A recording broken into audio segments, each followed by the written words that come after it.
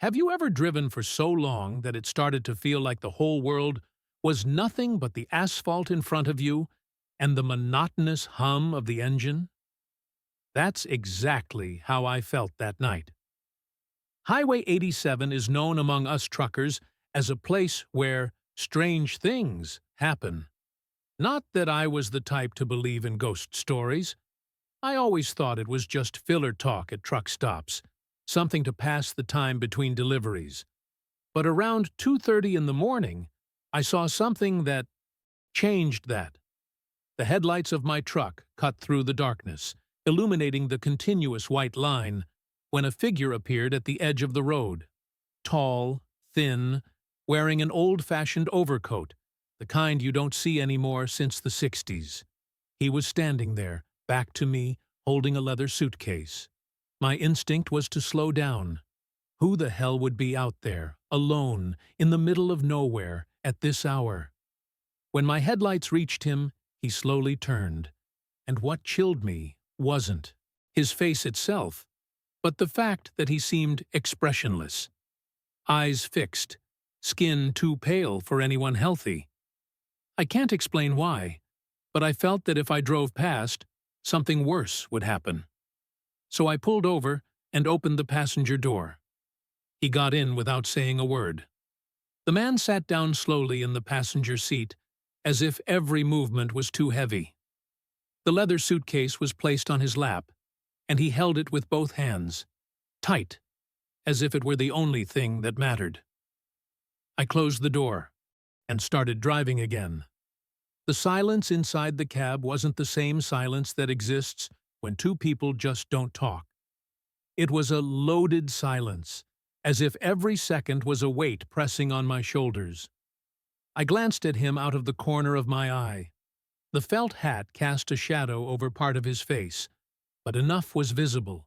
Skin so pale it seemed almost translucent, and lips too thin, pressed together as if stitched shut. I decided to break the ice. "Where are you headed?" I asked. It took him several seconds to answer, and when he did, his voice sounded like it came from far away. "Wherever you can drop me off." That didn't help my feeling of unease much, but what really unsettled me was when I looked in the mirror and realized I couldn't see his reflection. Not in the side mirror, not in the window. It was as if the light simply didn't bother touching that man. The asphalt stretched like an endless ribbon in front of the truck, and the night felt heavier than usual. It wasn't just the absence of light. It was like the world outside had been emptied of life. No other headlights on the road, no sound of crickets, not even the wind against the metal. I tried to convince myself everything was fine, but something kept catching my attention. Every time we passed a reflective sign, the light from my headlights made everything shine, except his silhouette. It was as if his body absorbed the light instead of reflecting it. "It's cold, huh?" I ventured. He slowly turned his head, and I finally saw his eyes. Black. Not that ordinary black with a glimmer. They were like voids, and for some reason, my breath hitched. He didn't answer. He just stared back at the road. But that's when I noticed something else. The fuel gauge had started dropping faster than usual. Much faster. As if every mile was costing double. And deep down, something told me the problem wasn't the truck. The silence was driving me crazy. Every click on the dashboard, every creak of the tires sounded like a scream inside the cab. And then, in the middle of this emptiness, he broke the quiet. "You know where you're going, right?" he asked, without looking at me. His voice was low, but there was something in it that felt wrong. It wasn't hoarse or high-pitched. It was as if each word had been recorded and played back with a slight delay. A sound that didn't belong to a human throat. "I'm going to—" I swallowed hard. "North Carolina." He nodded slowly. as if he already knew. Then he said something that made the hair on my neck stand up. "I've been there, but they wouldn't let me leave." Those words echoed in my head more than they should have, and for some reason, the smell of rust filled the cab. But I knew there was nothing rusty in there. When I looked in the rearview mirror, I realized the GPS had frozen. The arrow was stuck in the same spot, as if the truck wasn't moving. He leaned forward slightly, as if he wanted to observe me better. The way his eyes fixed on the side of my face, it wasn't normal. It was like he was trying to measure something in me. "You live alone, don't you?" he asked. It wasn't a casual question. He spoke like he already knew the answer, like he was just confirming a fact. My stomach churned. "I do," I replied, trying to sound indifferent. He nodded again, slow, almost satisfied. And then came another question. "Does your house have a basement?" That one got me. Too specific. It could be coincidence, but it didn't feel like it. I tried to change the subject, asking where he came from, but he only answered, "From a place where the windows don't open." The road seemed longer and emptier with every mile. No cars coming the other way, no headlights behind me. And on the frozen GPS, the little arrow stayed put, as if the two of us were trapped at that point forever. The man slowly ran his hand over the dashboard, as if feeling the texture, memorizing every detail. He wasn't looking at the road, just at me. "I've been through here before," he said, low, almost nostalgically, "with someone very much like you." I felt my fingers tighten on the steering wheel without noticing. "Really?" I forced a short smile. "And what happened?" He took a deep breath, looking out the window into the nothingness. "I never saw the person again." That didn't sound like they left. It sounded like they disappeared. And he knew exactly the weight those words would carry. My heart started pounding so hard I could hear my own blood in my ears. The truck felt hotter, the air heavier. I tried to focus on the road, but every shadow on the sides seemed to move. That's when he added, "And it wasn't the road that made them disappear." He looked at me, and a faint smile formed at the corner of his mouth. No doubt, he was enjoying this. The road seemed to stretch infinitely, but suddenly my headlights caught something on the asphalt. At first, I thought it was a branch or a piece of tire, but as I got closer, I realized it was different. It was some kind of bag, large enough to look like a wrapped body. The black tarp was dirty, with dried marks I didn't want to identify. The problem was, it was right in the middle of the lane, impossible to avoid without slowing drastically. I lifted my foot off the accelerator, and the truck started to slow. The man next to me, instead of leaning forward to see better, leaned back even more in his seat, as if he already knew exactly what it was. "Don't stop," he said, with a calmness that chilled me. "Believe me, it's better this way." My instinct told me to obey, but my curiosity, combined with the fear of hitting someone, or something important, made me slow almost to a halt. It was then that I realized the bag wasn't exactly still. It moved. Not much, just a slight twitch, like a spasm, but enough to make me hold my breath. The man smiled, not taking his eyes off me. "Now you understand why no one comes back from this road." My fingers gripped the steering wheel so hard they hurt. The engine purred low, waiting for my decision. Swerving seemed logical, but what if there was someone inside? After all, that movement could very well have been a cry for help. I looked in the rearview mirror. Nothing behind. I looked forward. The road disappeared into darkness, as if the night had swallowed the entire world. I took a deep breath, shifted gears, and started to go around the bag slowly. But the exact moment I passed by it, I heard a muffled sound, impossible to mistake. 3 dry knocks, followed by a desperate scraping. My heart jumped. The man next to me started laughing. Not a loud laugh, but the kind you feel more than hear, like he was savoring my reaction. "Thought it was a person?" he asked, without looking at me. "It's not. Not anymore." I wanted to ask what he meant by that, but my mouth wouldn't obey. I sped up, and as the bag disappeared in the side mirror, I had the impression of seeing something tearing the plastic from the inside. The headlights illuminated only a few meters ahead, but it felt like the asphalt stretched on forever. It was like driving inside a tunnel made of night. And something else. The air was heavy, almost humid, and with every kilometer, the road felt different. First, I noticed that the painted lines on the ground were irregular, as if they had been hastily redone, covering something that shouldn't be exposed.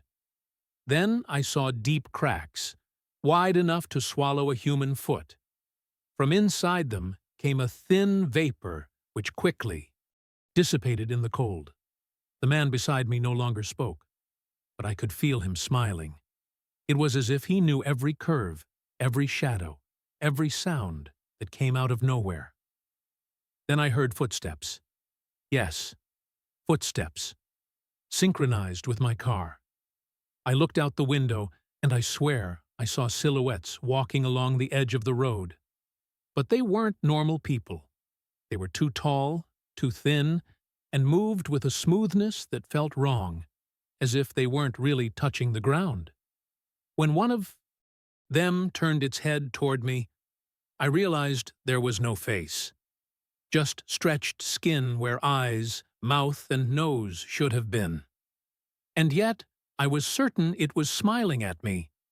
The road, which had seemed too long before, now narrowed, as if guiding me toward a single inevitable point. The car dashboard flashed red, even though the tank was full and the engine intact.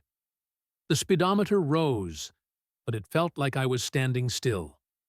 The man beside me finally spoke, in a voice that seemed to come from far away, echoing inside my head. "You've been here longer than you think."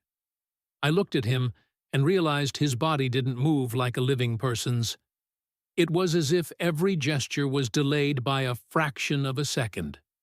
His eyes, or what was left of them, reflected the road as if filled with liquid asphalt. I looked ahead and saw lights. They weren't the headlights of another car. They were rows of old posts, rusted iron, forming a straight line to a large gate in the middle of nowhere. Above the gate, an old sign swayed in the wind. "Welcome back." The car slowed down on its own. The faceless silhouettes now stood still, a row on each side, staring directly at me. When I passed through the gate, I was certain there was no turning back. The sound of the engine disappeared. The man smiled, and the road closed behind me. I don't know exactly when courage started abandoning me, but I think it was the moment I realized that thing wasn't just following me. It was enjoying it. In the last 2 days, the feeling of being watched had intensified. I could swear that every time I turned a corner, there was a figure moving too fast to be human. But it wasn't just the movement. It was as if the air became denser, the sound around me vanished, and my own breathing echoed as if I were in a closed room. I remembered the stories I'd heard at the beginning about how this legend never attacked immediately, but played with the victim, as if testing how far it could push them before breaking them completely. That night, I decided I needed answers. I took my car and drove out of the city to a place where I knew no one would go. Dirt roads, no lights, no cell signal. It was stupid, but part of me believed that if I lured it to a specific place, I could finally face it and end it. When I parked, I turned off the engine and stayed in the dark. The silence was so deep I could hear my blood pulsing in my ears. Then, out of nowhere, a sound. Footsteps. But not on the ground. It was as if they were coming from all directions at once. What happened next, completely, took me out of control. A dry snap came from the back of the car. I turned quickly and saw nothing. But then, in the rearview mirror, the silhouette was there. Tall, too thin to be human, with long arms hanging almost to its knees. There was no face, but somehow I knew it was smiling. Adrenaline surged, and I started the car in a hurry, but the engine took time to respond. When it finally caught, I floored it, and the road became a blur before my eyes. I looked in the rearview mirror again, and it was still there, only now, closer. With every blink, it seemed the distance shrank. I reached the main road, but something was wrong. It was as if I was stuck on the same stretch repeatedly. The abandoned gas station, the broken fence, the old sign, everything passed more than once. I was trapped in a loop. I began to think that perhaps this wasn't a physical place. Maybe I had crossed some kind of boundary without realizing it, something that pulled me into its territory. I stopped the car in the middle of the road and, for the first time, spoke aloud. "What do you want?" Silence answered, until a deep, dragged-out sound echoed, as if each syllable were a weight being carried. "You." It was at that moment I realized running wouldn't help. It wanted me to tire, to surrender from exhaustion. So I closed my eyes and tried to think of anything that could pull me out of that state. When I opened them, I was no longer on the road. I was parked in front of my house, the engine off, the keys in my hand. I looked at the clock. 3 hours had passed. But to me, it felt like days. I thought it was over. That, somehow, it had given up. But that night, while trying to sleep, I heard the footsteps. Not coming from the street, not from the door, but from inside my room. My breathing became heavy. I tried to move, but my body didn't respond. The famous sleep paralysis, I thought, until I felt a hand, cold, bony, touch my leg. I couldn't see the face, but I felt the weight slowly rise over me, and then, in the same dragged, deep tone, it spoke again. I said, "You." The pressure on my chest increased, and the air began to run out. In the last moment before blacking out, I heard something that terrified me more than anything else. A low sound, almost like laughter. I woke up on the floor of my room, sweating and trembling. There were no signs of anything, but the weight of that experience stayed with me. Since then, it has never appeared in front of me again. But I know it didn't leave. Sometimes, when I'm alone at home, I feel that same deep silence. Sometimes, I see a shadow moving in the corner of my eye. And the worst part is, I've been dreaming about it every night. But not as a pursuer. In my dreams, we're standing side by side, looking at something ahead, something I can't see. I don't know when it will appear again. I only know that when it does, it won't be to play. It will be to take. After that last night, I began avoiding sleep. I spent the nights watching TV, walking around the house, or driving aimlessly. The problem is, the more I tried to escape sleep, the more I saw it in the most unlikely places. A reflection in the microwave glass. An elongated shadow on the wall that corresponded to nothing. A silhouette that, for a split second, appeared behind me in the mirror. I thought about seeking help, but how could I explain this without seeming completely insane? If I told anyone, I'd only get pitying looks or be locked up. So I decided to document everything. I recorded audios, wrote down dates and times, took photos of what I saw. Only to my surprise, in the photos, there was nothing, which, strangely, made me feel even more trapped, because that meant that, to anyone else, it simply didn't exist. It was at that point that I started receiving strange messages on my phone. Unknown numbers, no identification. Always the same text. R, you ready? At first, I thought it was some kind of prank, but the messages came at impossible hours. Once, one arrived exactly at the moment I heard footsteps behind me. I decided to reply. I wrote only, "Ready for what?" The answer came immediately. To come with me. I threw the phone away, but it kept vibrating, as if receiving dozens of messages at once. When I finally mustered the courage to look, the screen was black, with a white phrase filling the entire display. I'm already at the door. I ran to the front door and looked through the peephole. Nothing. But when I pressed my ear to the wood, I heard slow, almost animal-like breathing. I didn't knock. I didn't scream. I just stepped back, trying to make as little noise as possible. Then the doorknob began to turn. Slowly, as if the person on the other side wanted to prolong the moment. I was frozen, waiting for it to lock again. But suddenly, everything stopped. Total silence. I took a deep breath and thought, maybe they left. It was then that, through the living room window, I saw their silhouette, not outside, but reflected in the glass, behind me. I don't remember exactly how, but I woke up hours later on the couch, the TV on a channel that doesn't even exist anymore.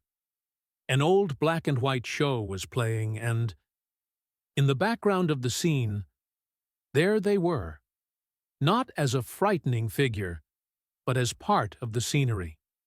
The most disturbing part was that, as I kept watching, I realized they weren't still. They were moving slowly, scene after scene, always getting closer to the camera. When I turned off the TV, I saw my own reflection in the black screen, and behind me, they were even closer than on the show. After that night, I realized my life was no longer mine. They didn't need to appear physically to reach me. Now, they were inside everything. The sounds, the objects, the images. I began experiencing memory lapses, losing hours of my day, waking up in places I didn't remember going, and worse, with my clothes covered in dirt and leaves, as if I had been somewhere isolated. The last time it happened, I found a note in my pocket. Shaky, almost illegible handwriting, but it read, "Next time, you won't come back." I don't know if I'm living my last days as myself, or if, somehow, I'm no longer who I used to be. If you've listened this far and still think these stories are just urban legends, that's fine. It's better if you keep thinking that way. Because if one day you look in the rear view mirror and see something that shouldn't be there, it will already be too late. And if you've experienced something similar, or know someone who has seen this thing, leave your story in the comments. Maybe your story can help someone else not end up like me. And if it's real, you'll hear about it in the next story.